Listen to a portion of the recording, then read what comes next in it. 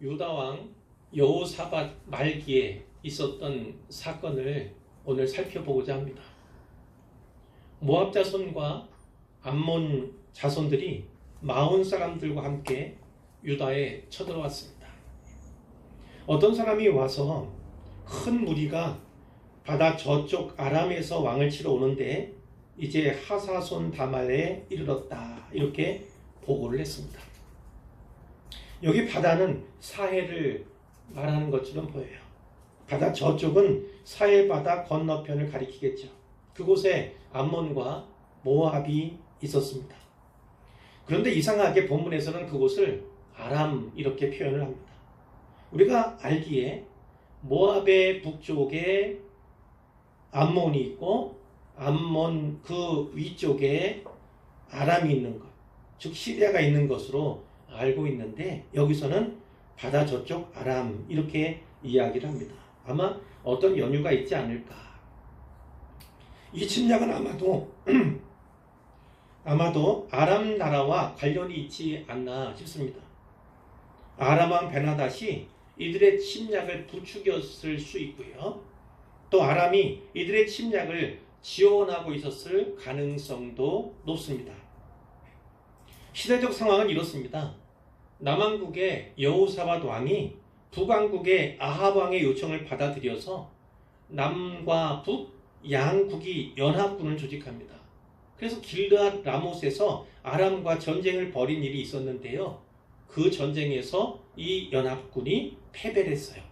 그때 아합 왕이 죽었습니다. 여호사밧 왕은 예루살렘으로 무사히 돌아왔지만 군사력은 약화될 수밖에 없었고요. 모압과 에돔이 이때를 틈타서 침략해온 것으로 이해할 수가 있죠. 그런데 이 모압과 암몬 두 나라가 마온과도 연합을 했습니다. 기세등등한 삼국의 연합군이 벌써 하사손 다말에까지 이르렀다, 이런 보고가 있는 거죠. 하사손 다말이라는 지명은 꽤 생소합니다. 하지만 뒤에 곧 엔게디라고 하는 익숙한 표현이 있죠. 다윗이 사울의 추격을 피해서 광야로 도망친 일이 여러 번 있었는데 엔게디에 있는 굴 속에 숨은 기록이 사무엘상에 나타나 있습니다. 그 24장 1절 이하에 보면 사울 왕에게 어떤 사람이 와서 보고를 하죠. 다윗이 엔게디 광야에 있습니다, 이렇게 보고를 합니다. 그러니까 사울이 그를 잡기 위해서 정예군사 3,000명을 일으킵니다. 그리고 다윗과 그의 사람들을 잡으려고 찾으려고 나아가게 되는 거죠. 근데 그때 어떤 일이 있습니까? 사울이 용변을 보고 싶은 거예요. 그래서 굴 속에 들어가게 되는데 하필 그 굴 깊은 곳에는 다윗과 그와 함께한 사람들이 숨어 있었어요. 그것을 안 이 다윗 사람들이 이야기를 합니다. 여호와께서 주신 천재일우의 기회입니다. 오늘이 원수를 갚을 절호의 찬스입니다. 이렇게 이야기를 하는 거예요. 다윗이 그 말을 듣고 가지만 죽이지 않아요. 어떻게 하죠? 다 사울의 겉옷자락을 칼로 가만히 벤다, 이렇게 성경이 말씀하죠. 그런데 이 다윗이 그 옷자락을 벤 것만으로도 마음이 찔렸다, 마음의 찔림을 받은 그 내용이 기록되어 있어요. 그러면서 어떻게 말하죠? 여호와의 기름 부음을 받은 주인데 그를 치는 것은 여호와께서 금하시는 것이다. 그리고 다시는 사울을 해치지 못하게 이렇게 오히려 막는 이야기가 성경에 기록되어 있습니다. 그 엔게디는 사해 서쪽 유대 광야에 있습니다. 예루살렘에서 그리 멀지 않은 곳이죠. 삼국연합군이 거기에 이미 도착해 있으니까 유다와 여호사밧 왕은 지금 절체절명의 큰 위기를 맞고 있는 것입니다. 아니나 다를까 이 여호사밧 왕은 보고를 받고요, 심한 두려움에 사로잡혀요. 두려움입니다. 사랑하는 성도 여러분, 우리도 때때로 이와 같은 위기의 때를 만나지 않습니까? 사회적으로, 국가적으로, 혹은 개인적으로도 그렇지만 어쨌든 이와 같은 위기의 때를 직면할 때가 있어요. 이런 절체절명의 위기에서 큰 두려움이 사로잡힐 때가 있는데 그럴 때 우리는 어떻게 해야 할까? 그것을 오늘 말씀을 통해서 살피고 도전받기를 원합니다. 여호사밧 왕이 어떻게 하였는가, 하나님께서 그에게 어떤 은혜를 내렸는가, 이것을 살펴보는 말미암아서 우리에게 주시는 말씀을 듣고 교훈 삼고자 합니다. 자, 첫째, 여호사밧 왕은 오직 하나님을 향하여 하나님께 간구했습니다. 오직 하나님을 향하여 하나님께 간구했어요. 이 왕이 두려움에 빠진 이유가 무엇일까? 12절에서 찾아보니까요, 먼저는 자기를 치러 오는 적들이 큰 무리이기 때문입니다. 그 쪽수가 많아요. 자, 다음은 그들을 대적할 능력이 없기 때문이에요.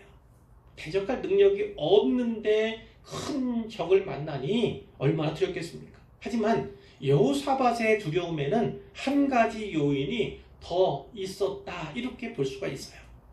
자, 이를 알기 위해선 여호사밧 왕이 어떤 왕인가, 그것에 대해서 살펴볼 필요가 있겠죠. 17장부터 19장까지에서 그것을 살펴볼 텐데요. 17장 1절부터 보시면 그런 내용이 있습니다. 아사를 뒤이어서 여호사밧 왕이 되었는데 어떻게 합니까? 유다 모든 견고한 성읍에 군대를 주둔시켰다. 또 유다 땅과 에브라임 성읍들의 영문을 두었다. 이런 내용이 있습니다. 군사적으로 이제 방비를 해나가기 시작한 것을 말하죠. 근데 3절에 보니까요, 여호와께서 여호사밧과 함께 하셨다, 이런 내용이 있습니다. 여호와께서 여호사밧과 함께 하셨다. 여호사밧은 어떤 왕입니까? 하나님께서 함께 하시는 왕입니다. 왜 하나님께서 함께 하셨는가를 보니까 다윗의 처음 길로 행했다, 다윗의 길로 행하였다, 이렇게 되어 있고, 또 오직 하나님께 구하며 하나님의 계명을 대로 행했다, 이렇게도 기록되어 있는 것을 보게 됩니다. 그러니까 하나님께서 함께 하셔서 5절에 보면 여호와께서 나라를 그의 손에서 견고하게 하시며 복을 주셨는데, 그가 왕이니까, 유다의 왕이니까 유다 나라를 견고케 하셨다, 이렇게 말씀하고 있고요. 여호사밧은 부귀와 영광을 누리게 되었다, 하나님께서 그에게 부귀와 영광도 주셨다, 이렇게 말씀하고 있어요. 6절에도 보니까 그가 전심으로 여호와의 길을 걸었다, 이렇게 되어 있고요.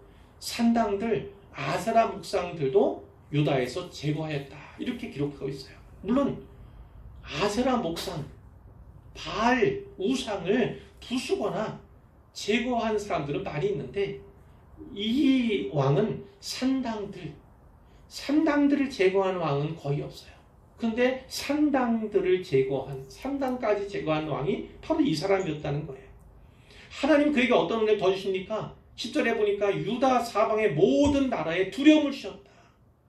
여호사밧과 전쟁하지 못하도록, 전쟁을 시도하지조차 못하도록 하나님께서 주변 나라에 두려움을 주셨다, 이렇게 말씀했고, 그 가운데 여호사밧이 점점 강대해졌다. 그러니까 너무나 큰 은혜를, 복을 받고 있음을 보게 되는 것이죠. 이렇게 잘한 왕이었는데, 선왕들 가운데서 또 선왕, 그렇게 말할 수 있는 사람이 바로 이 여호사밧이었는데, 이 사람에게도 한 가지 중대한 흠이 있었어요. 그것이 무엇이냐면 아합 가문, 북왕국의 왕주지요. 그 가문인데 아주 악한 아합 가문과 혼인한 거예요. 인척 관계를 맺은 거예요. 자녀를 쪽지리 혼인시켜가지고 사돈지간이 된 것입니다. 그러니 하나님께서 이렇게 복 주셔서 강성한 나라를 주셨는데 북왕국과도 또 연합이 돼 있으니까 이제는 두려울 것이 없다, 이렇게 생각할 수 있죠. 그 혼인 정책을 시행한 거예요. 그런데 거기서 멈추는 것이 아니라 사돈지간이 된 그 사마리아의 아합에게 들은 일이 있었는데, 그 아합이 뭐라고 합니까? 우리가 이 아람과 전쟁하고자 한다, 길드한 나무 가서 싸우고자 한다, 당연히 우리와 함께 하시겠는가, 이렇게 얘기를 하죠. 물론 물어본 것이 아니라 함께 하자고 이야기한 것입니다. 근데 이 여호사밧 왕이 함께 하겠다, 이렇게 그래서 연합군을 조직하게 되는 거예요. 자, 그럼 말씀드린 것처럼 그 전쟁에서 아합이 죽습니다. 여호사밧은 하나님의 은혜가 있었어요. 죽을 수 있는 위기가 있었지만 무사히 돌아오게 됩니다. 평안에 돌아와서 자기 궁에 들어가 있는데 하나님께서 누구를 보내시냐면 19장 2절에 보니까 하나님의 아들인 선견자 예후를 하나님께서 보내시는 거예요. 예후란 이름이 많이 있지만 여기서는 선견자, 선지자입니다. 그를 보내신 거예요. 그래서 어떤 말씀을 주게 하십니까? 왕이 악한 자를 돕고 여호와를 미워하는 자들을 사랑하는 것이 옳으니까 이렇게 얘기를 하는 거예요. 하나님께서 악하다고 평한 악한 자, 그리고 하나님 여호와를 미워하는 그 사람을 어찌 그들을 사랑하십니까? 이렇게 이야기를 하는 거예요. 누구 얘기합니까? 왜 아합과 사돈관계를 맺고 그와 동맹하고 연합했는가를 책망하시는 거예요. 그러면서 뒤에 어떤 말씀을 주죠? 그러므로 여호와께로부터 진노하심이 왕에게 임하리이다. 선견자 예후가 이렇게 선포하는 거예요. 책망을 한 것입니다. 바로 이 부분에서 여호사밧이 심히 두려워한 또 하나의 이유를 발견할 수 있다는 거예요. 유다를 치러 오는 삼국의 연합군이 큰 무리일 뿐만 아니라 지금 이게 약해져서 대적할 능력이 없을 뿐만도 아니라 여기 뒤에 보면 어떻게 되어 있어요? 어떻게 할 줄도 알지 못합니다. 저는 어떻게 할 줄도 알지 못합니다. 이렇게 얘기하거든요. 그런 고백이 나오게는 까닭, 그것은 바로 이 전쟁이 하나님의 징계하에 있다. 하나님의 징계라는 성격이 있는 그 전쟁임을, 침략임을 그가 알았기 때문이다. 이렇게 볼 수가 있는 거예요. 이때 여호사밧이 어떻게 합니까? 3절 말씀을, 본문 3절 말씀을 같이 읽어보도록 하겠습니다. 여호사밧이 두려워하여 여호와께로 낯을 향하여 간구하고 온 유다 백성에게 금식하라 공포하며. 아멘. 여호사밧 왕 자신은 어떻게 하죠? 여호와께로 낯을 향합니다. 이 낯이라는 건 얼굴을 말해요. 하나님의 얼굴을 구하였다. 이 뜻이죠. 어떤 의미입니까? 다른 방법 찾지 않았다는 겁니다. 오직 하나님께만 도움을 구하기로 작정했다. 이것을 성경이 이렇게 표현하고 있는 거예요. 그렇게 하나님 여호와를 향해서는 어떻게 하죠? 기도하죠. 간구합니다. 그뿐만 아니라 왕으로서 온 유다 백성에게 금식하라. 금식을 선포합니다. 자, 왕이 정도니까 백성들은 어떻게 했어요? 두렵기는 마찬가지였겠죠. 이 백성들은 어떻게 했는가를 살펴보려고 하는데 4절에 보니까 유다 모든 성읍에서 이 백성들이 예루살렘으로 모여드는 거예요. 그들만 오는 게 아니라 아내도 자녀들도 어린아이들까지 다 데리고 올라오는 겁니다. 왜 그렇죠? 여호와 앞에 서기 위해서요. 여호와 앞에 서기 위해서 온 가족, 온 식구들 다 데리고 오는 거예요. 그리고 도우심을 구하려 여호와께 간구하는 내용. 자, 아내, 어린이, 자녀 데려왔다는 건 13절에 있고요. 4절에 보면 도우심을 구하려 여호와께 간구했다. 금식이 선포된 상태니까 이들의 기도와 간구는 금식기도예요. 금식기도였으면 우리가 짐작할 수가 있겠죠. 이 국가적인 위기 앞에서 이 유다 공동체가 하나가 된 겁니다. 근데 이게 어떻게 가능했을까? 왕마저 두려워하는, 그리고 많은 이 대적이 몰려오고 있다는 그 소문이 삽시간에 전파됐을 텐데 도망하기는커녕 오히려 예루살렘으로 모입니다. 예루살렘이 난공불락의 요새였기 때문일까? 그것이 아닌 거죠. 17장, 9장에 나타난 백성들 그 내용을 살펴볼 텐데 이 여호사밧이 평소에 어떻게 교회로 말하자면 목회적 돌봄을 했는가, 어떻게 백성들 다스렸는가, 그것을 보게 되고, 그리고 그 결과가 바로 이렇게 모든 백성들이 예루살렘으로 도망치지 않고 다른 생각하지 않고 예루살렘으로 몰려온 그런 원인이다. 이렇게 볼 수가 있는 거예요. 17장 7절에 보시면요. 여호사밧이 이렇게 합니다. 방백들을 유다 여러 성읍에 보내요. 레위 사람들도 파송합니다. 제사장들도 보냅니다. 그런데 보내는 이유가 무엇인가? 여호와의 율법책을 가지고 그들을 가르치기 위해서다라는 거예요. 여호와의 율법책으로 하나님의 말씀을 가르치기 위해서 방백도 레위 사람도 그리고 제사장들도 계속해서 모든 성읍에 파송을 하는 것입니다. 가르치도록. 그리고 하나님 여호와께 돌아오게 했다. 이렇게 말씀하고 있어요. 또 19장 5절에 보니까요. 19장 5절에 보니까 유다 온 나라의 견고한 성읍에 재판관을 두었다. 성읍마다 재판관을 둔 거예요. 근데 그 재판관에게 어떻게 명령을 합니까? 너희가 재판하는 것이 사람을 위하여 할 것인지 여호와를 위하여 할 것인지 잘 살펴라. 당연히 여호와를 위하여겠지만 이것은 해석하기에 따라서는 그 어떤 종교적인 성격을 갖고 있는 그 율법과 그렇지 않은 내용, 그것을 구별하라. 이렇게도 볼 수 있을 것 같아요. 그러면서 뭐라고 당부하냐면 재판할 때 여호와께서 너희와 함께 하심을 기억하라. 여호와를 두려워하는 마음으로 삼가 행하라. 이렇게 얘기합니다. 하나님 여호와는, 우리 하나님 여호와는 불의함도 없으시고 치우침도 없으시고 뇌물을 받는 일도 없으시다. 이렇게 권면하죠. 그건 무슨 말씀입니까? 너희가 공정하게 재판하라. 재판할 때 불의하게 해서는 안 된다. 치우쳐서는 안 된다. 결코 뇌물을 받고 재판해서는 안 된다. 이것을 권면하는 거예요. 그러니까 이 백성들 입장에서 어떻습니까? 공정한 재판을 받을 수 있고 또 기대할 수 있고 왕에 대해서 좋은 생각과 마음을 가질 수가 있는 거예요. 자, 이러한 일들, 하나님 여호와께 돌아오게 하는 그 일들 뿐만 아니라 또 하나님의 말씀을 교훈하고 가르치는 일들, 그리고 이렇게 재판을 공정하게 송사를 정의롭게 이렇게 그 정치를 하니까, 이렇게 행정을 하니까 이 백성들의 마음이 여호사밧과 하나가 된 거예요.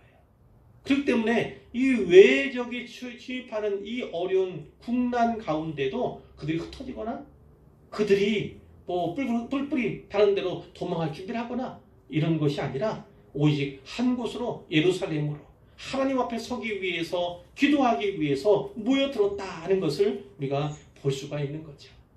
여호사밧이 물론 허물이 있고 흠이 있지만 이 백성들의 마음을 샀다는 것, 그것을 하나님 마음으로 보살폈다는 것, 그 결실이 지금 맺어지고 있음을 우리가 보게 되는 것입니다. 이제 둘째로 살펴보게 될 것은요, 이 여호사밧이 기도했던 그 내용, 그 기도가 어떤 기도였는가, 그것을 살펴보고자 하는 거예요. 여호사밧이 여호와의 뜰 앞에 유다 예루살렘의 회중 가운데 서서 이야기를 합니다. 말을 하는데 내용을 살펴보면 그냥 연설이 아니라 여호사밧의 기도임을 우리가 볼 수가 있습니다. 자, 6절에 보시면 이런 말씀이 있어요. 하나님 여호와여, 주는 하늘에서 하나님이 아니시니까 이방 사람들의 모든 나라를 다스리지 아니하시나이까. 주의 손에 권세와 능력이 있사오니 능히 주와 맞설 사람이 없나이다.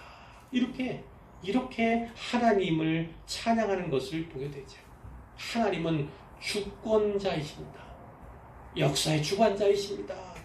하나님과 대적할 아무도 없습니다. 그분의 능력을 찬양함으로써 기도를 시작하고 있는 걸 우리가 볼 수가 있어요.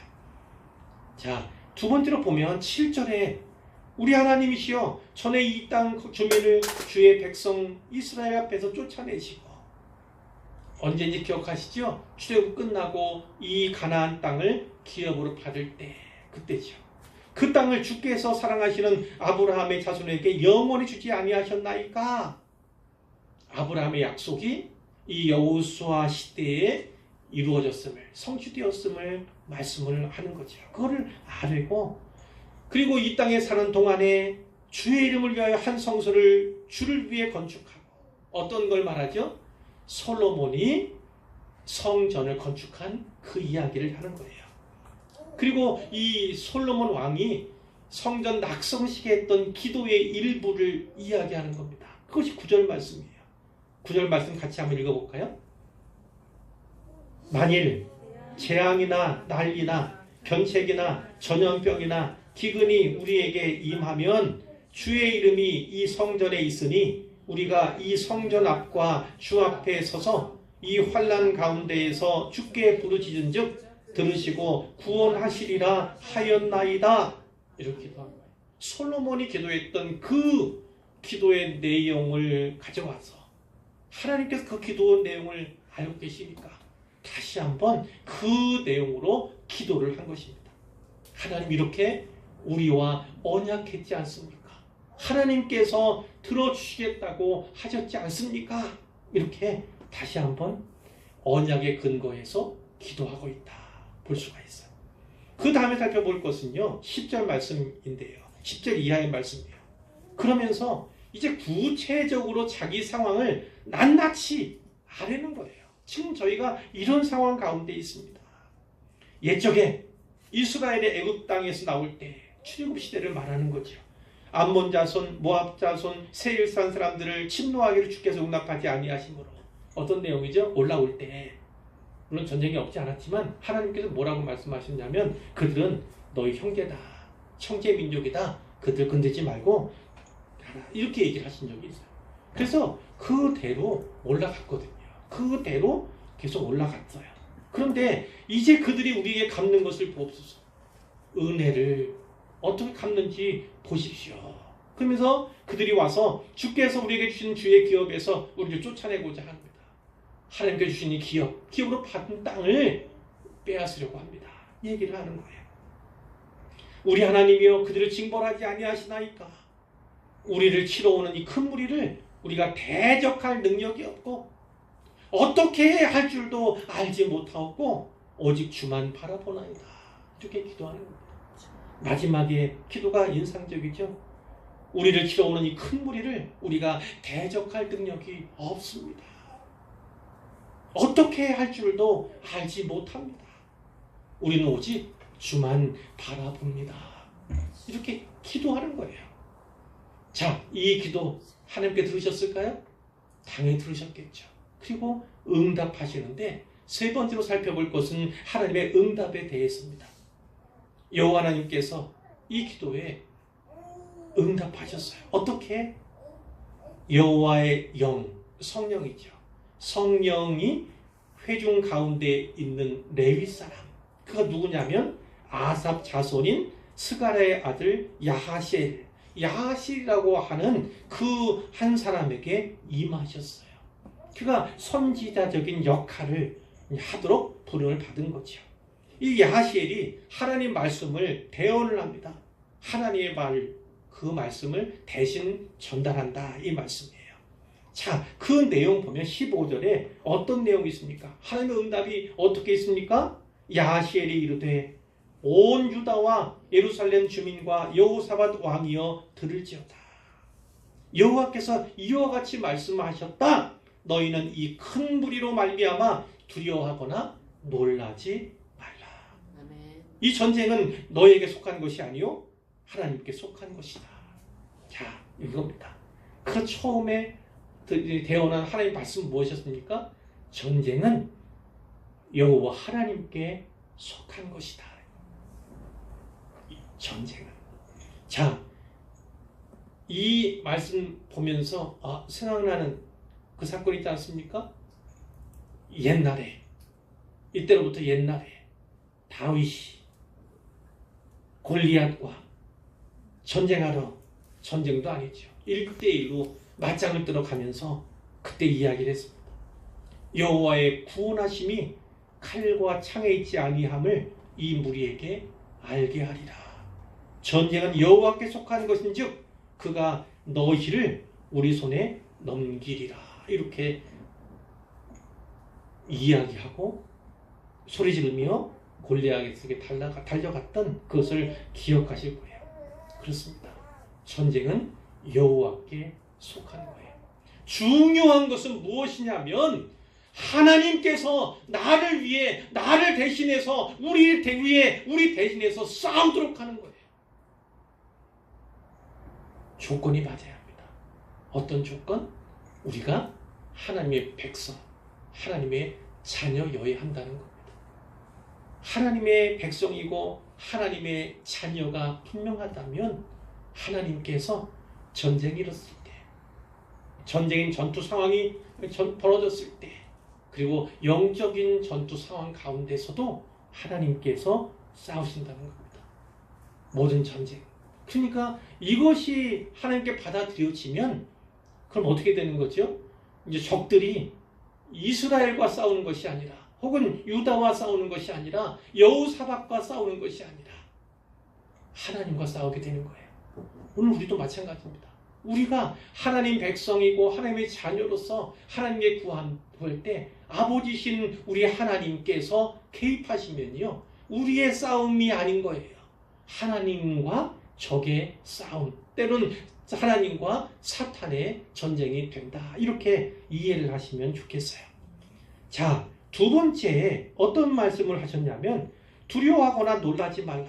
물론 15절 읽은 말씀에도 두려워하거나 놀라지 말라 이런 말씀이 있지만 17절에도 또 있어요. 17절에도 뒤에 보니까 유다와 예루살렘아 너희는 두려워하지 말며 놀라지 말고, 두려워하거나 놀라지 말라.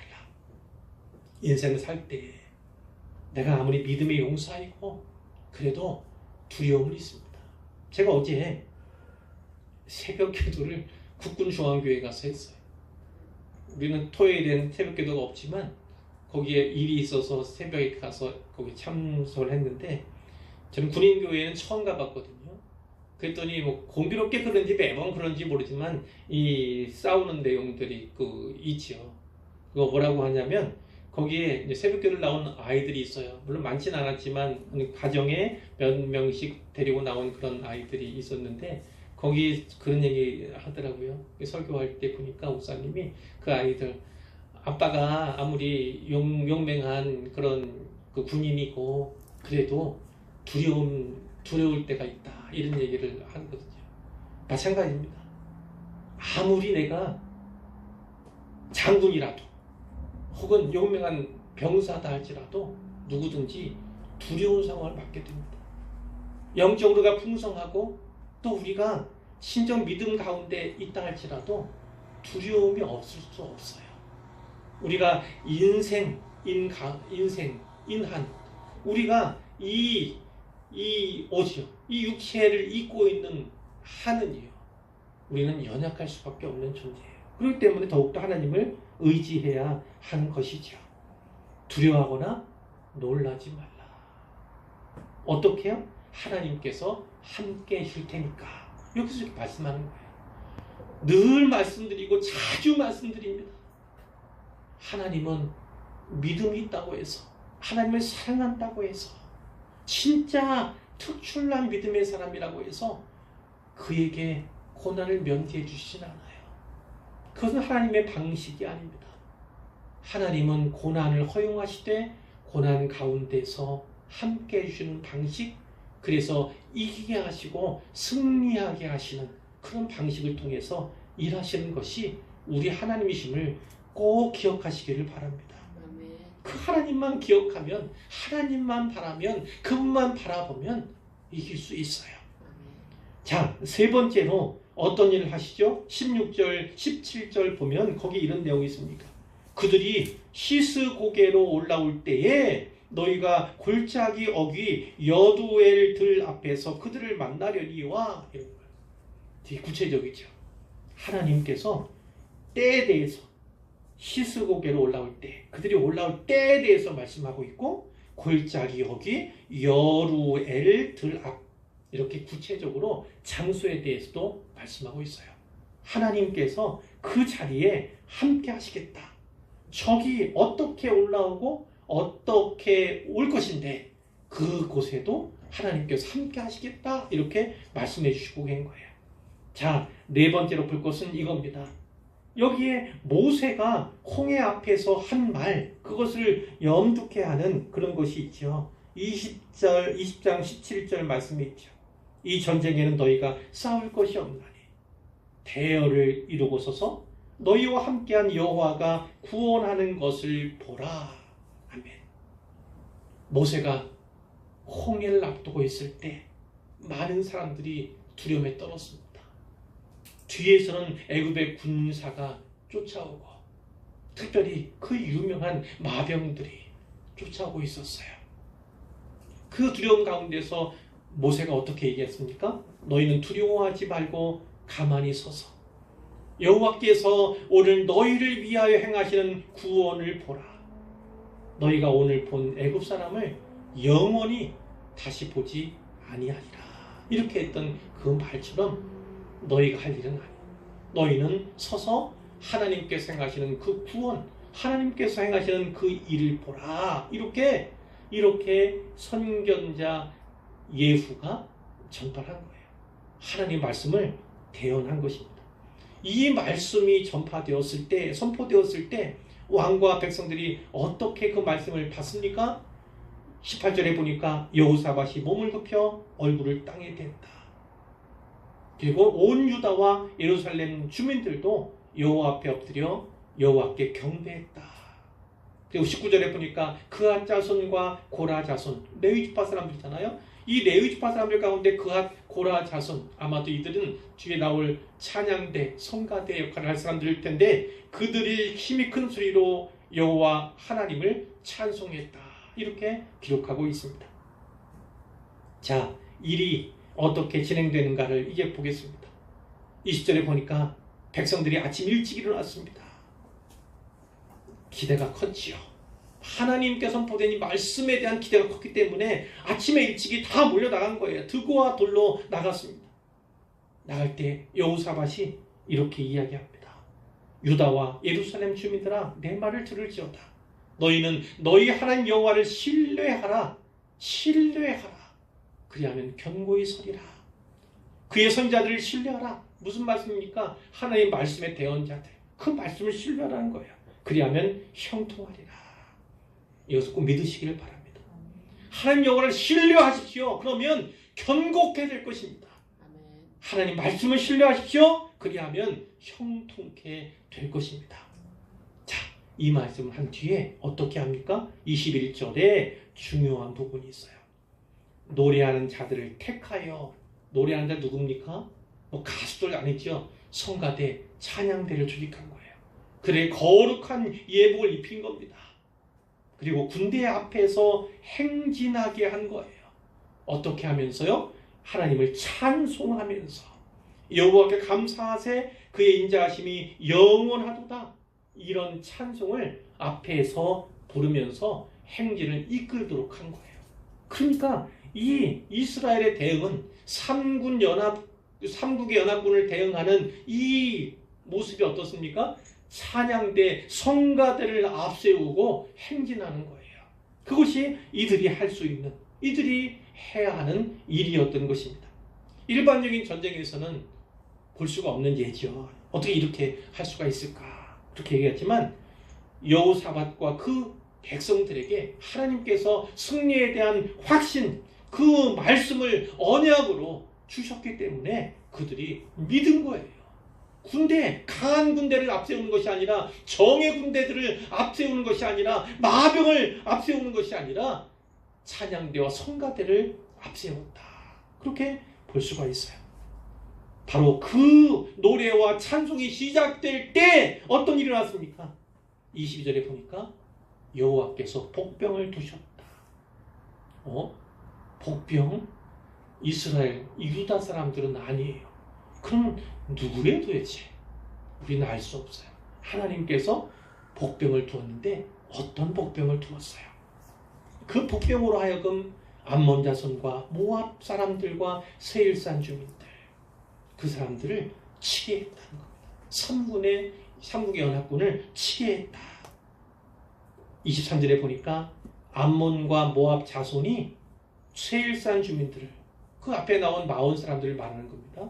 세일산 주민들을 쳐서 진멸했다. 삼국의 연합군으로 왔는데 이 두 자손이 이 세일산 사람들, 마온 사람들을 진멸시킨 거예요. 그럼 누가 남았습니까? 이제 암몬과 모압 자손이 남았죠. 그 다음에는 자기들끼리 서로 싸우고 쳐서 결국은 진멸당한 거예요. 이것이 하나님께서 어떻게 하나님의 전쟁으로서 승리하시는 가에 대해서 보게 되는 거예요. 유다 사람들이 이제 가 보니까 어때요? 다 죽은 거예요. 다 시체가 되어서 뒹굴고 있는 것을 보게 되는 것이죠. 그래서 다시금 이제 하나님께 영광을 돌리며 또 이 여호사를 다른 나라가 태평하게 되었다. 하나님께서 그에게 주신 평강으로 말미암아. 이렇게 오늘 본문이 끝나는 것이죠. 여러분, 이 본문을 통해서 우리가 꼭 기억해야 할 것들이 있습니다. 살아갈 때 힘겨운 때가 있죠. 괴로운 때가 있습니다. 참으로 눈물 골짜기라고 할 수밖에 없는, 때로는 사망의 음침한 골짜기라고 할 수밖에 없는 그러한 때와 그런 장소를 인생 가운데 누구라도 만나게 됩니다. 오늘 본문에 나오는 것처럼 어떤 국난이라고 할지 어떤 사회적인 큰 문제라고 할지 이런 말미암아서, 그리고 또 개인적으로도 이런 상황에 처하게 될 때가 종종 발생하곤 하는데, 여호사밧이 어떻게 했는가를 살펴보시기를 바라요. 어떻게 했죠? 하나님을 향했습니다. 오직 하나님만 바라보았습니다. 다른 것, 문제의 해결에 있어서 다른 방편을, 다른 방법을 결코 추구하지 않았다는 것을 알게 되는 것이죠. 지난번에도 말씀드렸죠. 재물이 많으면 재물을 의지합니다. 사람을 의지할 때도 있어요. 그러나 그것은 의지가 안 돼요. 예를 든다면 그 사람, 물론 부모님을 의지할 수 있죠. 또 돈이 많은 형제를 의지할 수도 있을 거예요. 그러나 그것은 일시적입니다. 왜 그러냐면, 제가 이런 예를 들어볼까요? 저에게 우리 아버지는 아주 든든한 울타리였어요. 성장해 가는 동안에 내내 그런 생각들을 제가 했던 것 같고, 또 아버지 돌아가실 즈음까지 그렇게. 근데 그때 집안에 큰 이제 어려움이, 우환이 생겼어요. 근데 아버지에게 가서 제가 말씀을 드렸어요. 아버지, 어떻게 하면 좋겠어요? 그랬더니 아버지가 그때 암이셨어요. 암이신 아버지, 이제 얼마 안 있으면 돌아가시게 되는 그 아버지가 저에게 그렇게 말씀하시더라고요. 내가 지금 할 수 있는 일이 없다. 지금 이 몸으로 아무것도 할 수가 없단다. 이렇게 말씀을 하셨어요. 평생 동안 자라오면서 아버지는 늘 든든한 버팀목이었고 늘 의지가 되었고 울타리였는데요. 그런 아버지가 암에 걸리고 이제 돌아가실 날이 가까우니까 아무것도 해주실 수가 없더라고요. 그렇습니다. 사람은요, 늙어가요. 젊었을 때 그 아버지는 참으로 견고했지만 나이가 들어가면서, 늙어가면서 힘을 잃게 됩니다. 가진 것이 많다고 해서 예외가 아니에요. 그 재물을 의지하다가 오히려 하나님 의지하는 것을 잃어버리게 됩니다. 잊어버리게 됩니다. 이 재물이라는 것도 지금 있는 듯 많은 듯 하지만 이것이 언제 사라지게 될는지, 언제 어떤 이유로 날아가게 될는지 알 수 없어요. 사람을 의지하는 것, 재물을 의지하는 것은 그만큼 허망한 일입니다. 헛된 일이에요.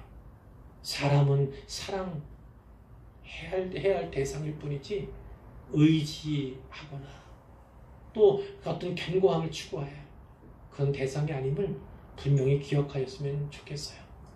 이런 데 중요한 것은 오직 주만 바라보나이다 합니다. 오직 주만 바라보나이다. 의사에게 나가지 말라는 것, 병원에 가지 말라 이 얘기하는 것 아니에요. 그런 도움도 당연히 받아야 하고요. 의학적인 소견도 중요하고 검토하고 그것을 바탕으로 하는 것도 지혜로운 것입니다. 그러나 궁극적인 것은 오직 하나님이에요. 하나님께서 우리의 화복을 축원하시는 분이시기 때문에 우리 인생과 또 우리의 이 인류 역사의 주권자이시기 때문에 주관자이며 주권자이신 그 하나님께 나아가고 하나님께 매달린 것만큼 중요한 것이 없는 거죠. 그런 한 가지 더 생각했으면 좋겠어요. 여호사밧 왕이 두려워할 뻔했잖아요. 대적이 많았어요. 너무나 큰 적이었어요. 그리고 나는 능력이 없어요. 전쟁에서 실패하고 그런 가운데서 약해진 상황이었어요. 그렇기 때문에 어떻게 해야 할지 모르는 그런 지경까지 있게 된 거죠.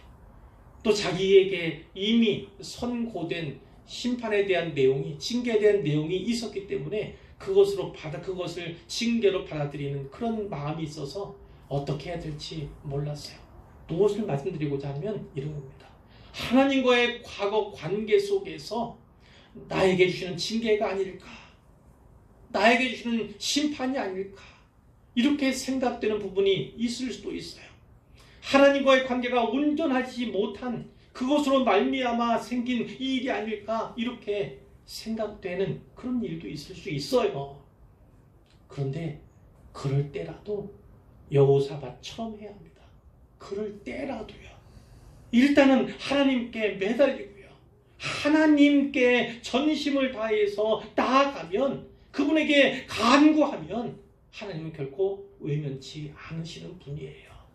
이미 징계가 선포되고 심판이 선포됐다 할지라도 하나님께 여전히 긍휼히 여기시는 분, 그리고 그 가운데조차 최선의 것을 준비하시는 분, 그분은 결코 변개하시는 분이 아니시지만 우리를 위해서 새로운 길을, 새로운 방법을 가지고 계신 분이 바로 우리 하나님이심을 꼭 기억하시기를 바랍니다.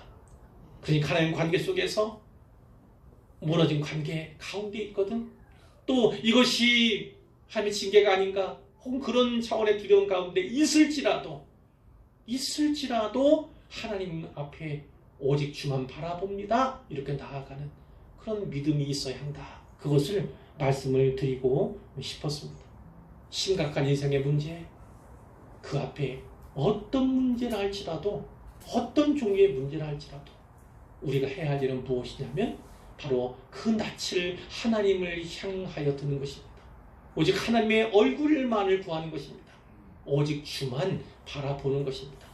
그러면 모든 문제가 해결되고 하나님의 응답이 주어지고 우리가 알지 못하는 새, 우리가 이해하지 못할 놀라운 방법으로 하나님께서 분명히 이루어 주실 것을, 승리케 하실 것을 꼭 믿으시기를 바랍니다. 그런 믿음 가운데서 항상 승리하는 주의 백성들, 하나님의 자녀들 되시기를 주님의 이름으로 축원합니다.